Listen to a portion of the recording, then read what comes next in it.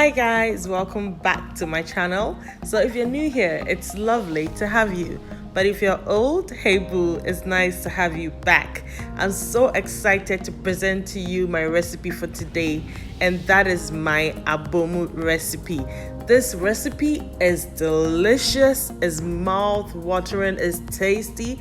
I mean, it's a local dish that everybody loves, so it's very important to get to do it right. So today I'm here to present that to you, and after this recipe I assure you that you're not going back to the one you're used to. So let's get right into it. First of all, we're going to roast some tomatoes and some onions.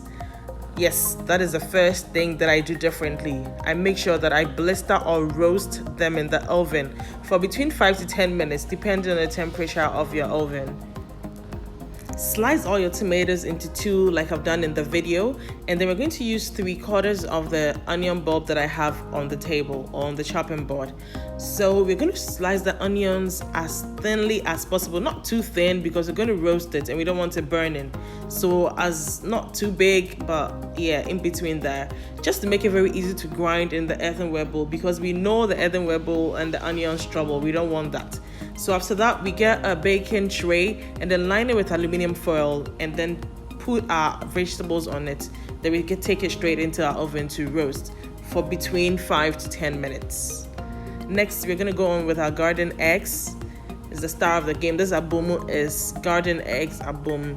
But I don't like to use too much garden eggs. Because if the garden eggs is sour, it's going to ruin the whole dish. So I just like to use a little bit that I can manage or handle properly. Yeah. So I'm using about just 5 of them here. And we're going to dice them and then, or just cut them into 2, or however you feel comfortable, and put them in the hot boiling water we have. We're going to cook that till it's properly cooked, and then we add it to our dish later.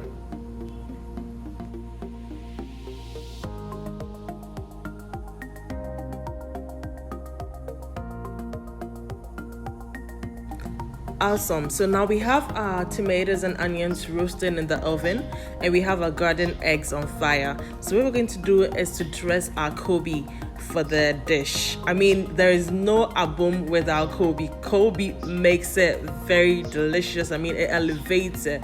It takes it to the next level, and I love Koobi.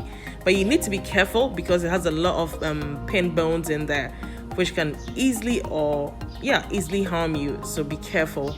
Just take off all the excess parts of the fish that you don't like, and then we cut it into the pieces or the quantity that we want. Mine is big. I'm not going to use everything, so I'm just going to take what I'm going to use. Okay, so now it's time for us to get our plantain and our yam going. So what I do is to start with my plantain because the yam is quite messy. So yeah, we're going to use ripe plantain here. My plantain is not too ripe. I usually like it to be more ripe than it is now, but this is what I have available, so that's what I get to use. So yes, I'm using plantain and yam. If you like just yam, go ahead and use it. If you like just plantain, go ahead and use it. If you like both, go ahead and use it. I love yam and the kids love plantain, so I like to mix both so that we can have bites of each of them. So yeah, clean up your plantain very nicely and then cut them into your desired pieces or sizes. After that, we're going to do our yam as well. We're going to make sure that we slice our yam very well. After that, we're going to wash it nicely and then put it in some water and set it on the fire to cook. While we're cooking the plantain and the yam, I'm going to put my Koobi on top, so that the flavors of the Koobi will just get into the yam and the plantain and be part of the dish. Like, just get married before everything is ready. You know what I mean? Yes. Don't forget to sprinkle a little bit of salt on the yam and plantain. But just be careful because the Koobi also has salt in there. So you don't want to make your food too salty. Just be careful. Yeah, so that being said, let's get right into our sauce. Our roasted onions are ready, so we put them with some green peppers and some salt in our earthenware bowl and grind them until they are nicely incorporated. It's going to be easier to grind the onions because we roasted them and then we cut them smaller. Yes, so just grind them nicely And then after that, when it's smooth or when it's in the right consistency, we're going to add our roasted tomatoes and grind it as well, just to get it very, very incorporated. Look how the tomatoes look like. This dish is full of a lot of flavors. The roasting is going to allow the flavors of the tomatoes and the onions become present. You see, so when you grind it and you put it together, it's delicious. Like, they go together nicely and it bursts in your mouth. The flavor bursts in. I just love this dish so much. Goodness gracious. I'm going to leave all the ingredients in the description box below, so please check it out. I always leave the links or the ingredients in the description box. I have people asking me all the time.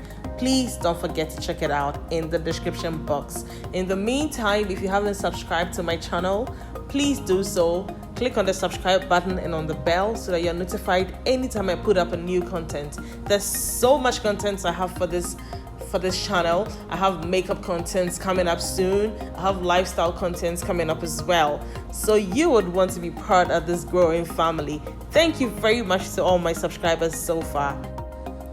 Our garden eggs are also ready, so we've added them to the other ingredients and we are grinding it as well. So grind it very nicely to make sure that they are evenly incorporated with the other ingredients so far. So yes, it's time now for us to get into our red oil. So we put our hot pan on the stove or the cooker and then add our red oil. What we're going to do with the red oil is that we need to add flavor to the red oil. And the flavors that we're going to get is going to come from onions, chopped onions, and stinky fish, what is also called momoni. That's what I just put in there. So this Abomu dish is not complete without momoni. Momoni is very important. It adds so much flavor and taste to the red oil, which is going to go into our peppers or the sauce that we already made. So add your stinky fish or momoni, let it get a bit soft, and then we're going to grind it in there in our mixture or in our sauce. Add your onions as well to fry up a bit and to get the aroma and the flavors to get into the oil. So yes, it's now time to take out the stinky fish, add it over there to our sauce and grind it nicely to mix. At this point, you can also add a little bit of shrimp stock cube. That also adds some taste. I add a little bit, but I didn't capture that side. At this point, you need to check on the yam and plantain, especially the Koobi, because if the Koobi gets overcooked, it's going to mash up in the pot, and we don't want that. We want our Koobi looking nice and pretty. So yeah, check on the Koobi. If it's done, take it off. If the yam and plantain is not ready, you can just leave it on. But by now, everything should be getting almost ready. So yes, our sauce is almost there. The red oil is now ready. So we pour it over our sauce and then mix it all together. This Abomu recipe is so good, and I assure you, you will love it. I know you will. So if you do, let me know in the comment section below how it was. Make sure somebody else tastes it, and trust me, they're gonna love you for it. They will ask you for it over and over again. Some people like to use cocoyam or potatoes for their abomu. Some like to use boiled cassava. I've only tried yam and plantain. So if you've tried any of the others, let me know in the comment section below and I'll give it a try as well. So yes, our abomu is now ready. So this is like a piece of cake. We need to add the toppings. So we're gonna add our Koobi. We're gonna add some boiled eggs, some avocado, and some sardine. Now people always ask me, why do I use sardine for my abomu instead of smoked mackerel or something? But look, I've tried it all because I love abomu, and the sardine is always delicious and it makes less of a mess when you're preparing it. The sardine gives it this unique taste and it's really, really good. It's really good. I assure you, no, this is an assurance that you're gonna like this sardine. That some people are introduced to sardine in abomu too, and I haven't seen them make abomu with any other thing apart from sardine. So try and get a sardine and add it to yours, and then let me know how it goes. Yeah, it's gonna be really good. You will love it. So dinner is ready. That was quick and easy and simple, right? Yes. So here we are. our plantain and yam abomu. Give it a try and have a beautiful weekend with it, or a beautiful week with it. Enjoy it, and I'll see you in the next video. Bye.